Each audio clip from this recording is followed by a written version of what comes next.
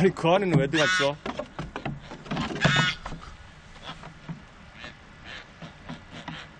닭이 되고 싶냐? 아기 염소들은 요즘 부쩍 말썽을 많이 피운다. 순진한 얼굴을 하고서 이런 행동을 하면 도저히 혼낼 수가 없다. 야야 그거 들어가. 아이고 진짜. 청순한 기로 접어든 아기 염소들은 요즘 호기심이 너무 많아졌다.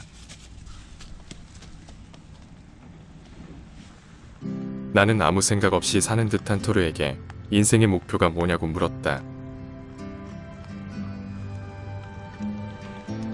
그는 빨리 결혼해서 자식을 가지는 게 인생의 목표라고 한다. 그런 것은 때가 되면 그냥 이루어지는 것이니 인생의 목표가 될 수 없다고 했다.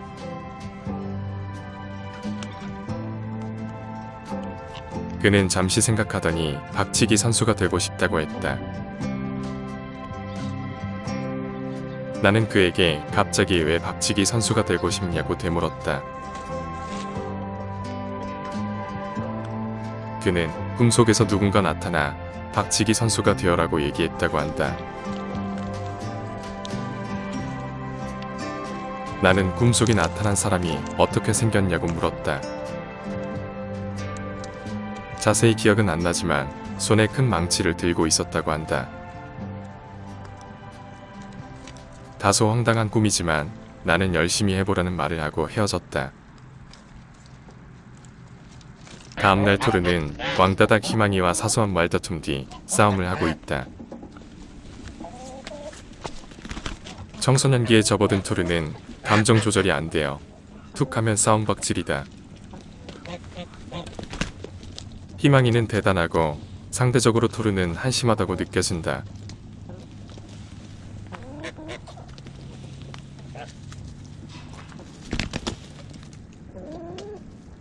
그런데 예상외로 희망이가 이기고 토르는 도망쳤다. 싸움에서 이긴 왕따 닭 희망이는 변하기 시작했다.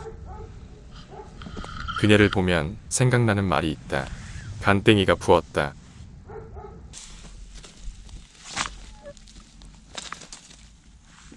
며칠 뒤 토르는 나에게 박치기 연습을 할 수 있도록 도와달라고 했다. 그는 지난번 희망이와의 싸움에서 지고 난 뒤 정신적으로 많이 힘들었다고 한다.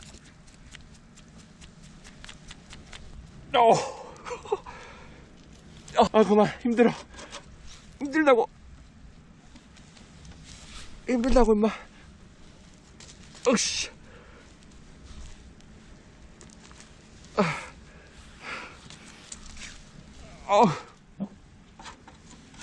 그만 힘들어. 그만하자고. 내가 졌어. 그만.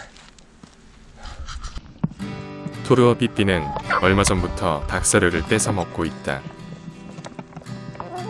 깡패 거위들에게 시달리는 걸로 모자라 이제는 염소들도 닭들을 괴롭힌다.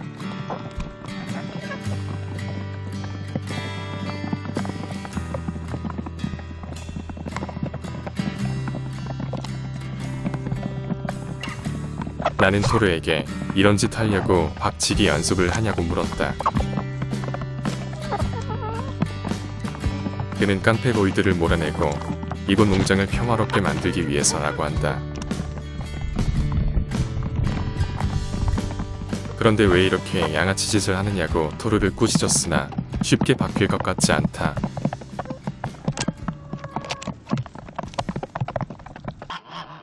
다음날 나는 염소들이 더 이상 닭사료를 뺏지 못하도록 먹이통 선반을 만들었다.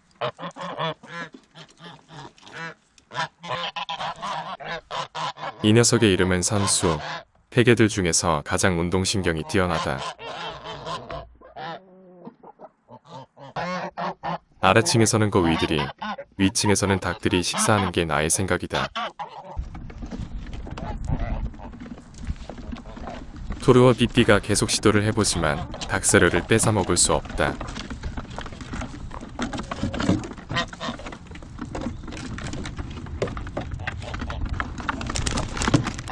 물론 암탉들이 이 위에서 식사를 하려면 운동을 열심히 해야 한다. 청소년기에 접어든 토르는 요즘 삐삐가 여동생이 아닌 여자로 보인다.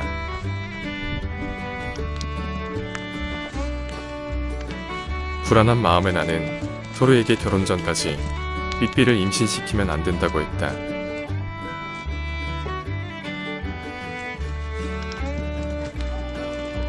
하지만 토르는 삐삐가 너무 예뻐서 참을 수가 없다고 한다. 이제 겨우 토르는 3.5개월, 삐삐는 2.5개월 정도 되어간다. 염소들을 분양한 농장주는 그냥 장난치고 노는 거라고 하지만 왠지 불안하다.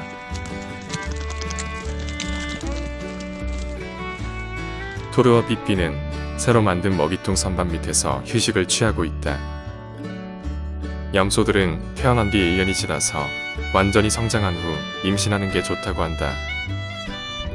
이는 염소뿐만 아니라 다른 동물들도 마찬가지일 것이다.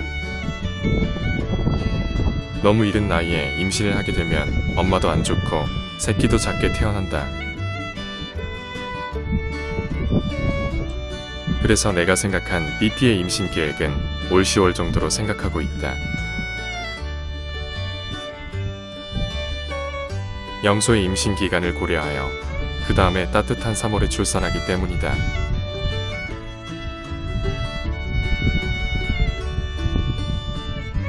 나는 이처럼 삐삐에 대해 모든 계획이 세워져 있지만 토르는 아무 생각이 없다.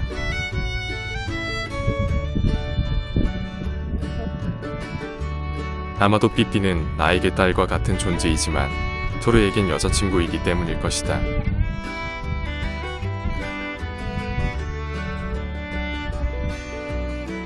순진한 얼굴을 하고 있는 토르. 포커페이스를 하고 있는 토르를 보면 도저히 그의 마음을 읽을 수 없다. 착한 얼굴을 하고 있지만 뒤에서 호박씨를 까는 스타일이다.